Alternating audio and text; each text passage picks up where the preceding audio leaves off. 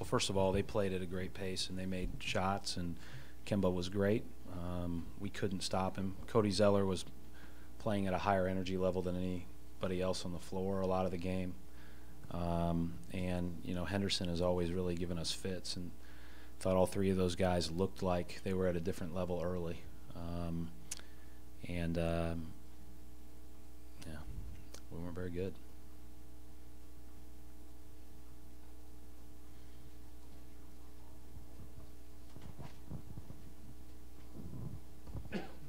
Coach, can you give your thoughts on James Young's performance? And obviously, he hasn't played much for you guys this season, and him being able to step in and make those types of contributions. Well, I think it speaks to the impact of being able to go back and forth to Maine and keep his game sharp as he waited his turn and got through some injuries. Thought he did a good job. And, Coach, just to piggyback off of that, what does his performance do in terms of your thoughts about the rotation and just trying to get a... I don't know, Sherrod. I don't know. I've got to figure out how to coach this team better. I'm not doing a very good job. We're not playing well, and we're playing almost. It's not good basketball. We got to do a better job playing good basketball. Figure out the rotations later once we start playing good basketball, and once we all are very focused on playing good basketball, and that's on me. I got to do a better job. Your starters tonight. This is one of the few games where it really seemed that, other than Jarrett, no one could really kind of get into a flow either end of the floor. Any rhyme or reason behind? I don't know. I got to figure out a way to get those guys to play, you know, and that's on me. We weren't very organized offensively, weren't very good defensively. We got torched by one guy. Pretty bad coaching. Brad, there was one play where Ryan Roberts hit the three. It was kind of a scramble. He got the ball, hit the three, and you were especially kind of distressed about that. Yeah, we left the shooter. Is that, you know, was that a defensive breakdown, or was that just kind of things that happen when you guys are kind of scrambling? I thought in the moment it was, but I'll go back and watch. But it's not really a defensive breakdown as much as just a momentary lapse, and you can't have those. I mean, we don't guard the three-point line well enough, and we need to do a better job in all those areas. But we've had a lot of lapses, and again, I think that I need to do a better job with that. One more, Brad. How tough is it when it seems like you don't have any idea how this team's going to perform from Chicago? Strong effort. Yeah, we got to get to the point where we know. We got to get to the point where we know. We got to know it every day. We got to play the right way every day. You know, that was really disappointing. That was a disappointing effort all around. Brad, why do you think Cody Zeller was able to have such success against you guys? Was it just his energy? Super energy.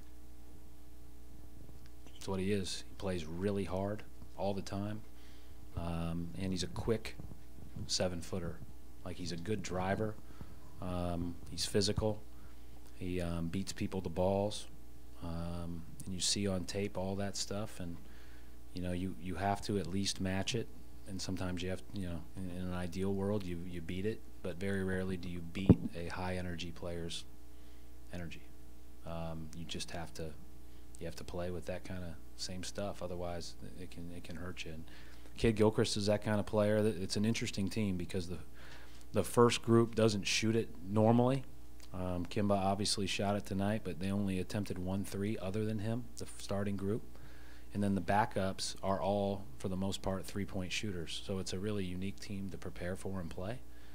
The energy level of the first group has been phenomenal in most of the games I've watched, including they beat Orlando pretty good the other day. And you know, it was pretty similar type of game. They're up 52-29 or something, and they set the tone for how the game was going to be played. Brad, you had said before the game you felt pretty good about your starting lineup. Is it an energy thing with them in getting off to some of the starts they do? You know what? I think we talked about this earlier last week. I mean, I think it's some of the starts are. I think it's easy to group things together right now when things don't go your way. I mean, I still think it's just as many lapses in the middle of games.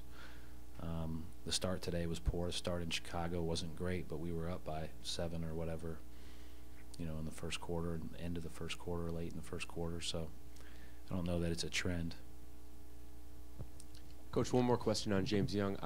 Obviously, we all know that he can put the ball through the basket, but where else has he grown the most this season and shown you strides that he's taken forward? I'll tell you how he responds.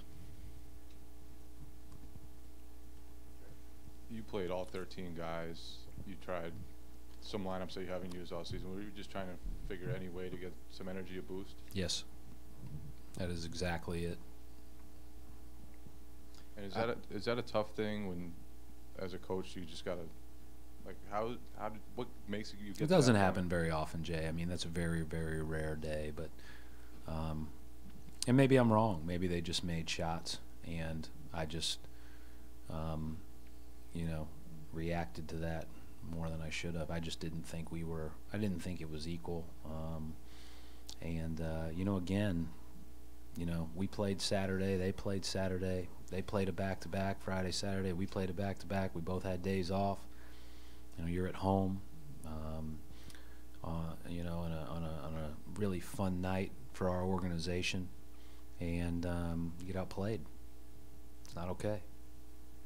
Coach, you played all 13 players that you had available to you by about the middle of the third quarter. How do you think that affects your rotation going forward? No idea. I think tonight was more of an anomaly because I just couldn't. You know, I was throwing darts. I can act like I know the answer to your question, but I was throwing darts.